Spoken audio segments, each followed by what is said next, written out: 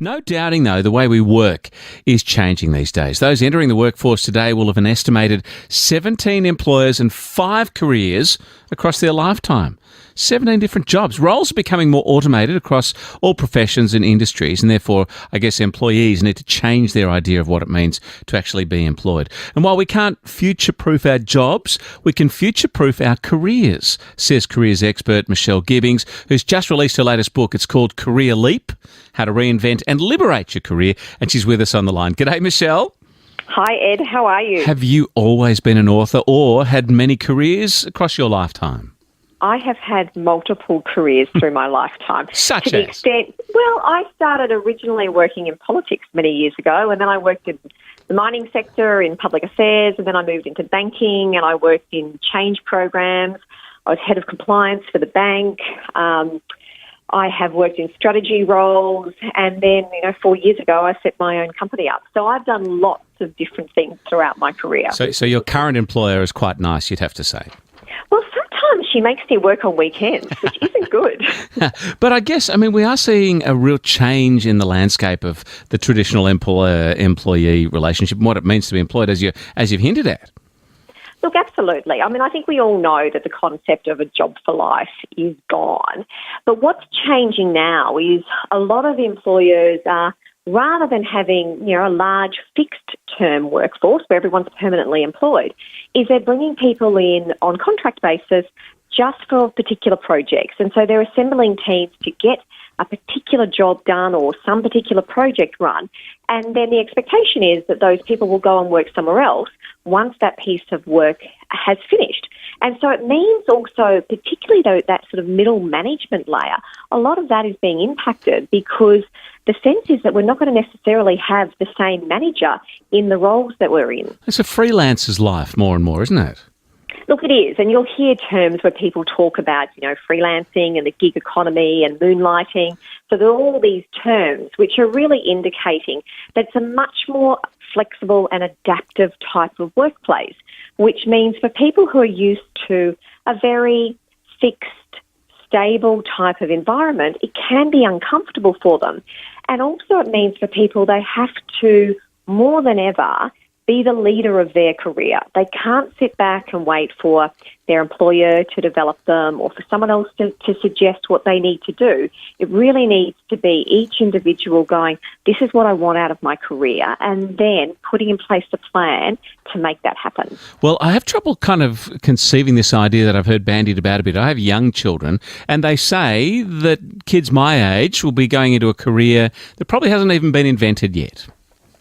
Oh, look, you just look at the advances in technology. They're talking about, we're going to have nanomedics, which means we're going to have, specialist doctors that basically use nanotechnology to make, health decisions and look after us on that kind of cellular biology kind of level. Yeah. So there's all these changes in technology. And if you look in the last 10 to 15 years, the rapid pace of that technology change has preceded anything that we've ever seen before. And so the World Economic Forum is now calling this period in history that we're living in the fourth industrial revolution.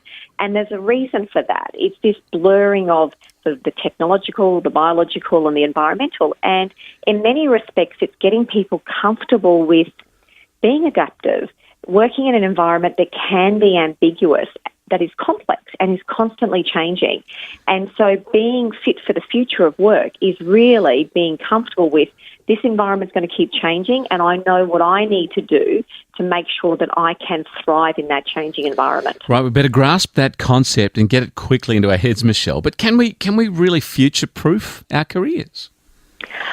I don't think you can future-proof your job because there is no doubt that jobs are changing. And so, all the research will show that jobs that are highly process-based, so anything that can be processed is basically likely to be automated and therefore done by artificial intelligence, done by a robot.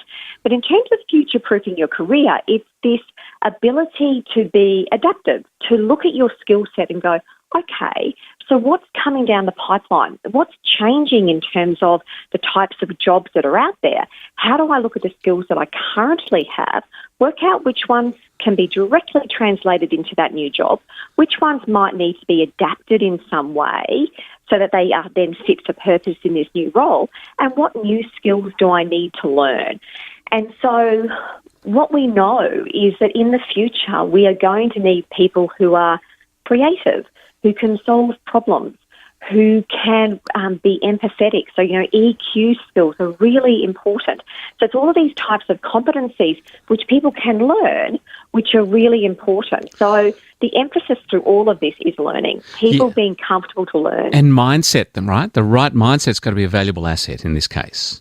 Oh, look, absolutely. Because if you have a mindset where you feel like you can't learn anything more, if you feel as though you've really reached the end of your ability to do something different, that's really, a hard place for you to be in to then reinvent yourself and adapt yourself. Whereas if you have a growth mindset, so if you take the approach that there's always more to learn, that, it's okay to try things, and if it doesn't work out, well, hey, I can just pick myself up, I'll learn from that, and I'll see what I'll do differently next time. So it's really that ability to keep learning, to keep challenging yourself, and to push yourself outside your comfort zone. Right, and if you're in that little zone right now, you're going to love this book by Michelle Gibbings, chatting to her about a new release called Career Leap, How to Reinvent and Liberate Your Career. How do we do it? How do we reinvent our career? You've got some steps that'll be a nice sort of skeleton to lay down for us. Look, absolutely. So the first thing to start with is just really assess, where are you now? So how fit is your career? Have you been oiling the wheels, or have you been kind of sitting back, eating potato chips on the couch? Because you need to understand what needs to change. And from there, it becomes easier to go, okay, well, what's my potential? Mm-hmm. How do I realise what I need to do next? So I can look at the options. From those options, work out what's going to be the best choice for me going forward in the context of my whole life, because a career is just one part of your whole life. Yeah. And then you basically build a plan that looks at my skills, the network that I need to put in place. What's the position that I need to establish in the market? And that includes lots of things on social media, and in particular, tools like LinkedIn, so that you are building an online presence, because people in many job markets will go to LinkedIn to look at your presence to go, okay, what's their background, what's their skill set, what's their experience? And your network. All of the research shows that, 70 to 80% of jobs are gathered through networks. So the more, deep and breadth of your network will absolutely help. In fact, your next job will possibly be from somebody that you already know. Oh, absolutely. Look, that's absolutely true. And also what you'll find is that when you've got a broad network, you'll find that there are people in your network who may suggest things to you that you've never thought of. And they may have contacts in an industry that they can introduce you to. So the concept of the career reinvention cycle is this sense that we don't just sort of, get ourselves in a career and stay there forever, that we get comfortable with this constant shifting of looking at ourselves, understanding the market, where the market's going, and then positioning ourselves and continuing to learn so that we're always one step ahead of the curve in terms of where the job market is going. Now, the other thing is, do we just sit back and wait and do nothing, or leap now and just, have some well-laid plans for the future?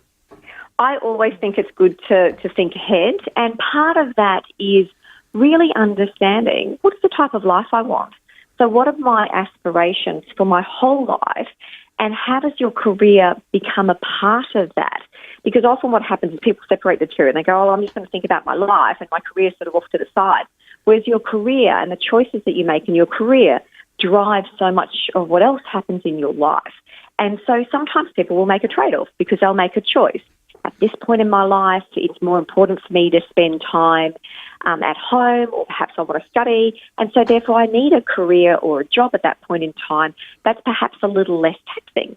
And then there may be other times in your career where you go, actually, now I really want to focus a whole heap of energy on driving my career as fast as I possibly can because I want to achieve this goal.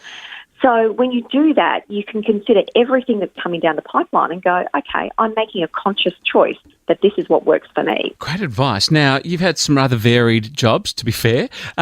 Is it stressful to change careers completely, go in a whole new direction? Look, it can be. And I always say to people, it's about understanding how far do you want to leap. So some people will have a lower tolerance for risk, and so that's okay. It's about working out what's your bandwidth of comfort. Now, for me, I have a very high tolerance for risk when it comes to my career. I used to have one of my girlfriends who'd say to me, "Oh my God, Michelle, your career terrifies me." And I'd go, "Why?" She goes, "Well, you make these seemingly random jumps into things that you've never done before." And I said, "Well, actually, it's not random.